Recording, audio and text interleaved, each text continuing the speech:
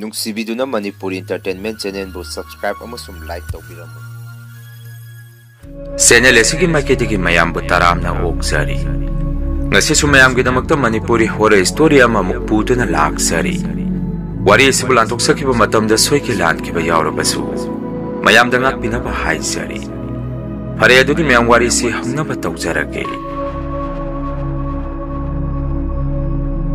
ꯃꯇꯝ ꯈꯔ ꯈꯨꯡꯒꯪ ꯑꯗꯨ ꯅꯣꯡ ꯂꯦꯞꯇꯅ ꯆꯨꯊꯔꯛꯄꯗꯒꯤ ꯈꯨꯡꯒꯪ ꯑꯗꯨꯗ ꯂꯩꯔꯤꯕ ꯃꯤꯑꯣꯏ ꯑꯅꯝꯕꯅ ꯂꯧꯁꯤꯡꯒꯤ ꯃꯇꯝꯒ ꯑꯣꯏꯕꯒ ꯑꯋꯥꯕ ꯈꯔ ꯃꯥꯌꯣꯛꯅꯔꯝꯃꯤ꯫ ꯅꯨꯃꯤꯠꯇꯨ ꯈꯨꯡꯒꯪ ꯑꯗꯨꯗ ꯂꯩꯕ ꯔꯣꯀꯤ ꯃꯃꯥꯟꯅꯕ ꯈꯔꯒ ꯑꯍꯤꯡ ꯑꯊꯦꯡꯕꯗ ꯃꯈꯣꯏꯁꯤ ꯃꯐꯝ ꯑꯃꯗ ꯌꯨ ꯆꯥꯛ ꯊꯛꯎ ꯆꯥꯔꯨꯔꯒ ꯂꯝꯍꯥꯡ ꯑꯃ ꯐꯥꯎꯗꯨꯅ ꯃꯌꯨꯝꯗ ꯍꯜꯂꯛꯑꯝꯃꯤ꯫ ꯃꯈꯣꯏꯅ ꯑꯗꯨꯝꯅ ꯍꯜꯂꯛꯄꯗꯨꯗ ꯂꯝꯕꯦꯟ ꯁꯣꯔꯣꯛ ꯑꯗꯨꯁꯨ ꯅꯍꯥꯟꯈꯩꯒ ꯏꯃꯥꯟ ꯃꯥꯟꯅꯗꯕ ꯃꯑꯣꯡ ꯃꯇꯧ ꯑꯃꯗ ꯏꯃꯝ ꯍꯦꯛ ꯃꯝꯃꯤ꯫ ꯔꯣꯀꯤꯅꯁꯨ ꯃꯥꯒꯤ ꯀꯥꯡꯕꯨꯁꯤꯡ ꯑꯗꯨꯗ ꯁꯨꯝꯅ ꯍꯥꯏꯔꯝꯃꯤ, ꯀꯔꯤꯅꯣ ꯂꯝꯕꯦꯜ ꯑꯁꯤꯕꯨ ꯉꯁꯤꯒꯤ ꯅꯨꯃꯤꯠꯁꯤꯗ ꯏꯃꯝ ꯍꯦꯛ ꯃꯝꯂꯤꯕꯁꯤꯅ?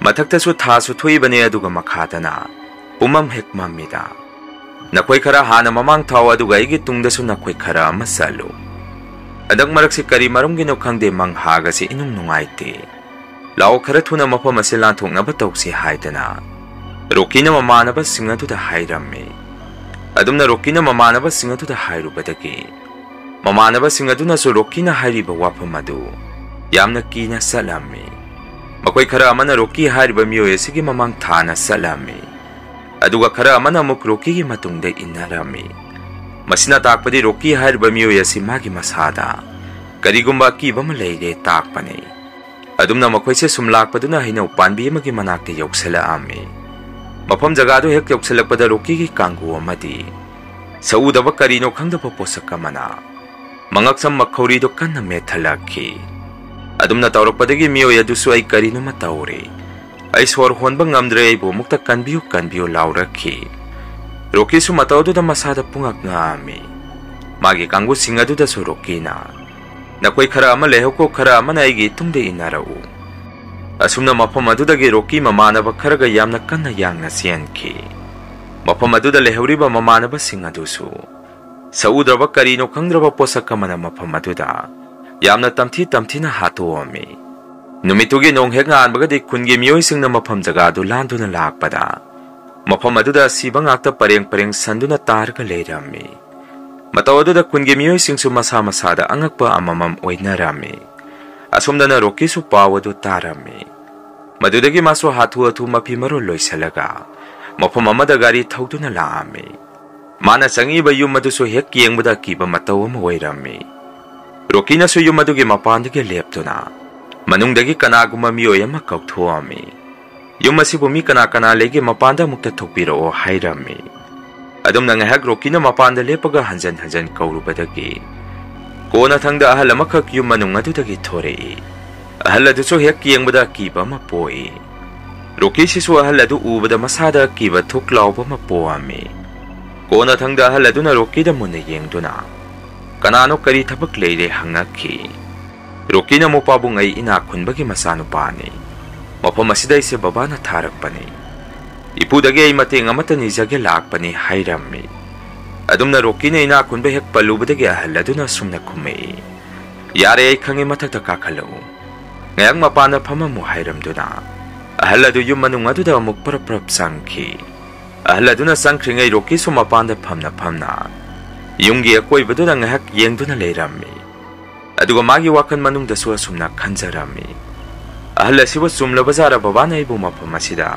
salu thari basibo aduga karigino ahal asina khulaktagi lamna na thaiduna mi ke aita tadaba khungi matai iloi loiba lamhang amagi mayada matomda mayum sarga leiri basina aigi wakandadi ahal asi babana talakpadu sumle haina laure aigi punsi se nungaina leijarumgadabani thaba adu aina pangthomdrabadi hojikta ai wakhal lagle fare punamak aina mayukna kani karisu leitraba nupi masa maamana aingonda singnarabani na masu hojikti kari sare ahal adu suaraiba mi oiramdre aina khaluri basiga fare su isa ngak thokjanaba pambai thidaba yade asumna roki wakhal adu khalingai ma masa su mondra ngamada leirami mikubaduda manu unaba laiba ahal aduna su mangonda munna yengaga leirami maduda roki su ahal adu ubada masada ngak khangboi lakpoi swai lauba ma poami Kona thangda ahal aduna Rocky-bu yum manung aduda kauksalami. Rocky-nasu yum manung aduda hek changakpada kikiba laitin-gi oiba polamsing kaya maroma maphaglang da yan-duna leiba urami. Kona ahal aduna Rocky-bu may brang-brang sa iba manaktuda phamalami. Ahal adusu Rocky-gi manakta phamdarakhi. Aduga Rocky-gi makuto ahal aduna taplang na pairaga mamit usanduna Rocky-gi maramda karigumba khara yangami. Asumna khungang aduda maiba ahanjaw kauba ahal ama leirami. Hojiki ahanjaw hariba ahal asi laitin-gi maramda yamna khanghaiba khul aduda phawbo maiba ma oirami. Ahanjawgi masa amata leiramde matam amatadi leirami. Tawdabo ahanjawgi masanupana hinglingai masanupi ama khak poami. Angang adu thanamaga ahanjawgi masanupa mamong nupi makhoi animak leikhide. Masigi matung ahanjawna masanupana thanamba angang nupi masa adubu sawnaba yokpirakhi. Ahanjawgidi masunupi oidoribani. Angang adugi mamingna Leisna kawi. Leisna si magi mapu ahanjawna kaya inti nungaina senabirakhide. Haibadi yokpatamak yokpirakpaga sap manarami. Leisna si luna tawbiramde. Panamasi oiduna su Leisna na di ahanjawsi mapa mamasangna. Pupu haidana yamna nungsina kanjarami. Ahanjawna masunupi Leisna bu kaya inti nungaina tawdabagi maram sulay. Madudete karigi sunate. Leisna si mapung may karakali. Matamadu da ahanjawna dung khangba ngaungki. Haibadi Leisna hek polakpada magi masanupa mamong nupi si kuina hingway haibasi. Punamagsidagi ahanjawgi wakalonda masunupi si poglakpadagi. Masama mo kaina kibani haibigi wakalonda. Leisna bu ahanjawna kaya nungsiba pauramde. Lekay kungi miyoy sing naso ahanjawna Leisna bu kaya inti nungay na tawbide haibasi. Mayam naso dung khangami. Madugi tanza alagduna kulladu da ngauksnaba nahapakang kayana. Leisna da katukaran tawba hekta haurakhi. Leisna bu maruay na manghange tahange haidana yengsanba miyoy ama suleirami. Madudete kanasunate ngasay warisi horakpada Rocky haidana. Nupa ama yaukibadu mahangni. Warisida di masi yamna pataba mi haibada oire. Rocky si paisa yamna pai kunggang adu na makoy mukpasapay ba imungsi ani suramde. Madumak na bo makoy gilantung kaya adu na mi si leira ga sijin narami. Gaglibadi Rocky da natana Rocky gi mapabong adusu. Pasapay di matigwazaw ngang bayam na usitaba ahlama wairami. Rocky gi mapana pay di ba paisa si masana tanzer ga payra pa paisa nate. Mapasi sumatamamada kulladu da gundaway kayway hawrap pa miyoy ama wairami. Makoy gi way na sumanung da wari ama suleirami. Tasing madi hujig Rocky na ima hayda na kawri pa magi mamasi. Rocky gi asing ba apok pa mama nate. Rocky gi apok pi mama asing ba di kuire laikidaba.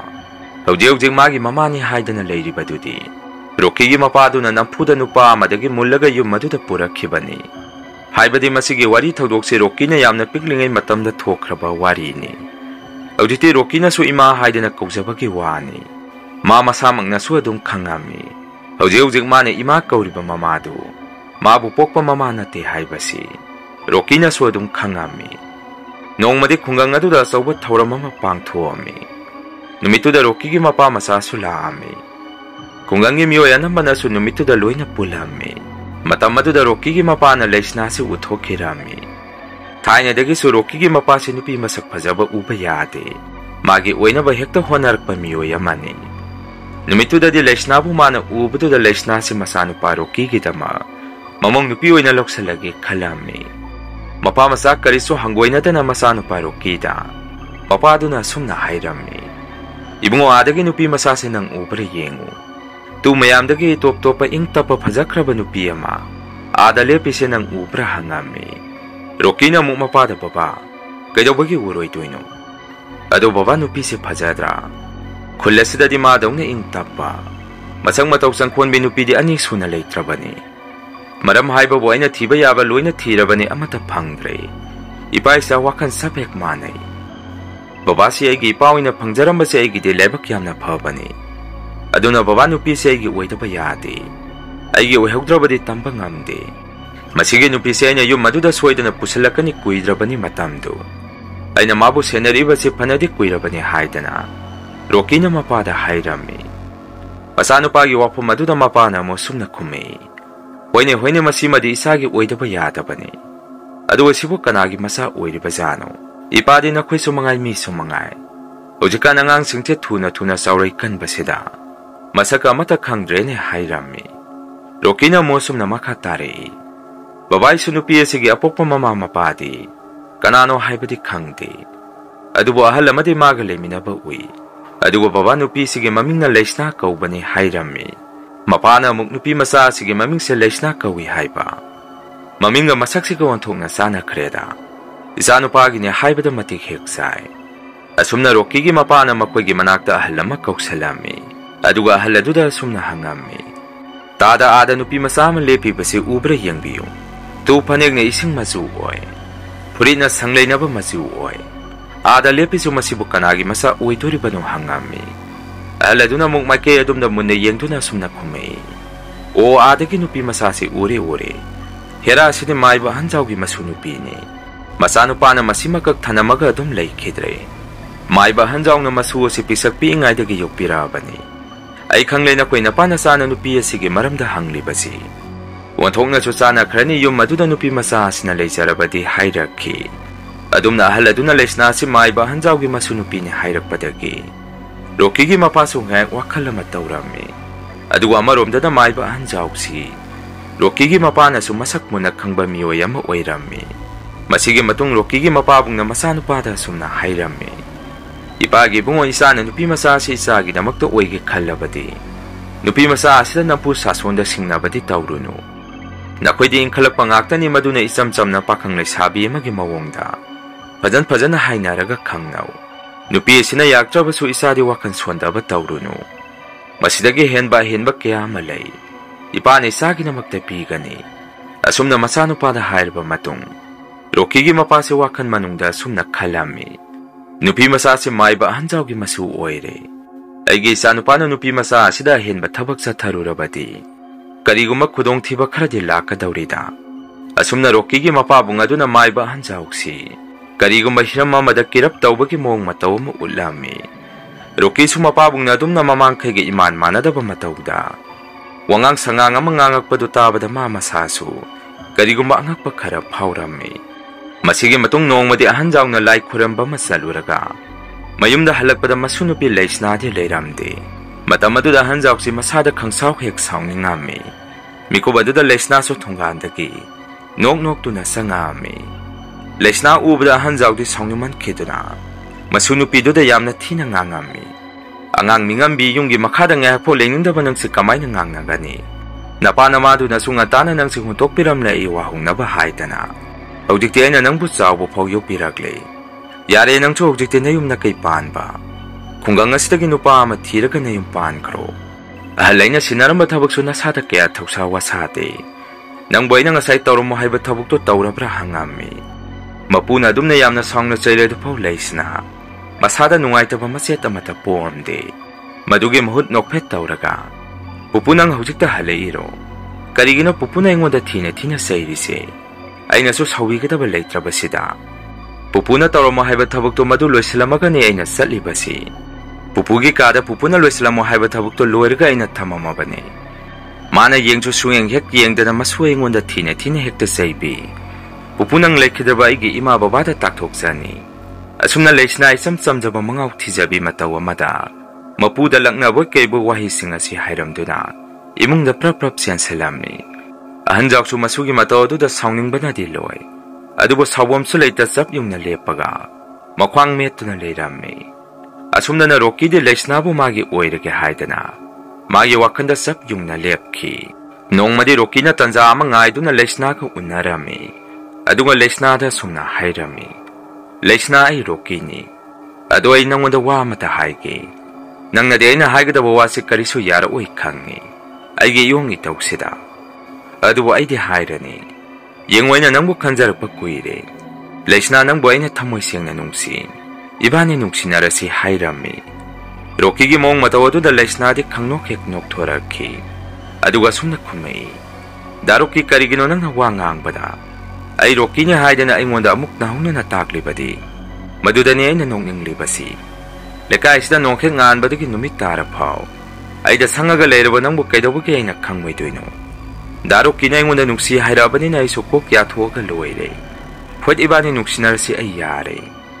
Wahai ase Laisnana Rocky da phagi oi keioi hairamaga nok nok tuna sienki asomdana Rocky di Laisnana hairamiba wahai singaduda asengmani khana madi haraubada loiki mayumdaga hallaga masung mamadaba mayam ama kauraga sajaw hatuna sak pijarami numitudagi Laisna so Rocky gi matodu da sanaboi lakboy Rocky bu nuksiba sarga mabani se adum loinaba haurami adubo Rocky di awaina na mabu Laisnana nuksire ningduna Laisna se mana koirabani laurami matam matongi matungina nuksinabada phagi yate haibadu Laisna da su thoklare haibadu Laisna na Rocky gi mong matawaduda tamna tamna nuksiba poglakhi Onadi Rocky si mana thamoi sengna nuksijaba nupa haibadu oirami mabani na adumna matam khara mari leinarakpadagi nongma numit amadi Rocky na Laisna da mabani se chelasi hairami Laisna so Rocky na adumna hairakpadu da mathamoida yamna haraujaba ma poami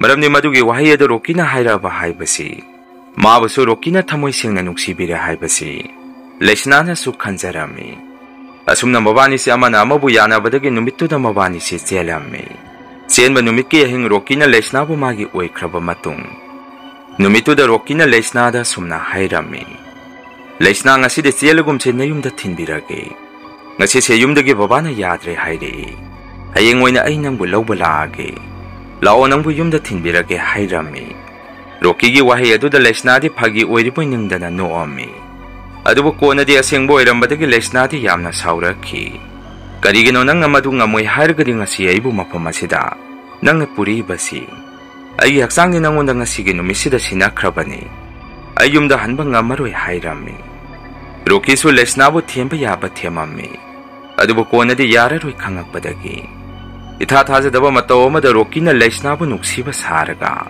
Laisna gi makhori saramadu taplangna pairaka kanna methatkhi aduga sumna su hairami aidi nangbu nuksiba natte nangi phajaraba sawong sada nangi phibam asitabuni aina pamjariba adubu ngasidi punamak aigi oikhre hojikti ai nangi mathau tadre aisu khangi nang naibu yan hana karisu nuksiramde haibasi adubu hojikti nang naibu nuksire khangbadagi tanja si aina lawbani Fajana haibada yadrabanina nang aigi khutang asidi lanba tare do haidana Laisna gi makhuri saramadu kanna melami Laisna sumagi aroiba mikub aduda mamitagi mapi sadum senthaduna mana khaluriba punamak tayo naramai haibasi khangakhi asumna numituda Laisna bu Rocky na hatopa matung numidangi matam Laisna gi thonganda Laisna gi asi baksang adu thadarami nongalakpada hanjaw na masunupi gi thawai yaugdraba haksang adu thengnarami Maduda hanjaw su mamanga sap manarami kapsu yamna kapami matamanambada masunupi da mana ngangbi chaibi basing adusu khangning hekning singakhi pawasi Rocky gi mapabung na su tarami maduda maso dong khangjarami thabak thoram pumba masanupa na tawba ngaktani haibasi masanupa da sumana yamna ngangami numitudagi hanjaw su khungang atu da masak ukede mioi kanana su hanjaw mafam karaida leiki haibasi khangnaramde Wari sigi makhatar pada mamang da mai ba ahlamana Rocky gi makhut pairaga karigu makhara yengkhibadu thokriba thodok punamak se mai baduna Rocky gi maramda uba oirami kona de haladuna Rocky da sumna hairakhi nangna tawjaruriba thaba sigi hairagadi nangse siba phau yarabani adubu napagi mai yengaga nangi nathwai phau de kanbirage yengu munna taw nupi masa adugi thawai di mapu magi manakta leikhare Hojik nambu thawai lawngnaba honariba misaka sidi nupi masa adugi mapu maiba hanjaw hairiba sinani nangna tumamdai khuding masigi amanba phi asina nasada ahumlak kallaga tummu aduga ahinga thengba chatpa matamdasu phi asina yana ahumlak chiaga chathu madu oirabadi nangi na thawai se matam khradi ahanjawgi makhuttagi na thaiduna hingba ngamgani haidana ahan maibaduna laigi oiba angangba masugi amanba phi ama Rocky da pirami Rocky na suthaba du loirba matung maibadu da paisa bandal lama pirami adubu maibadu na di paisa du law haiba yaramde munna Rocky da yengaga lehurami Rocky na mayum de hek khalakwaga mapadu na sumabu ngairaka lerami wapam pumasu Rocky na mapada tamami Rocky na maiba haladu na pirakpa phi angangbadu mana tumamdaida masada ahumlak kallaga tumthaba hek khaurakpada ikang khangogda na magi mangaksamdu da phi atu na chet laksalakhi Rocky su adum na tawrakpadu da khangba ngamaktabadagi mapabungbu kauge tawrami. Adubo phiduna laksanba henmankhibadagi mamit mamai ngaksangang magi aroiba mikup oigadaba pungja khara khajikta ngaisalaami. Mikup aduda khonjel amana magi narumayada wa ngangakhi. Nangbu halaga igi sugi laman singba saklabani haidana khonjel ama tarakhi. Ngaki matung Rocky ping kaugduna yamna wana thawai mangki. Ngaglibadi masanupa na oirimi pa matawadu ubada. Rocky gi mapaso angawa paigumna kappa lauba tawrami. Mikup aduda magi nupi sangakduna sumna hairami. Aina tawzaruba na aina phangba isa na tawzaruba na mana ngasi phangjaribasini. Wahay se haramduna kaadudagi tumina mukthoki. Tasingmadi Rocky na maiba halamu unaba satluribadu. Madugi ahan maibadudi ahan oisilakpadagi sikhiba kuirabani. Numituda leiramliba ahaladudi ahan jauni. Ahan jauna saklol ama lauduna mikupto ngaiba oirami. Mayam wari esi matang asayda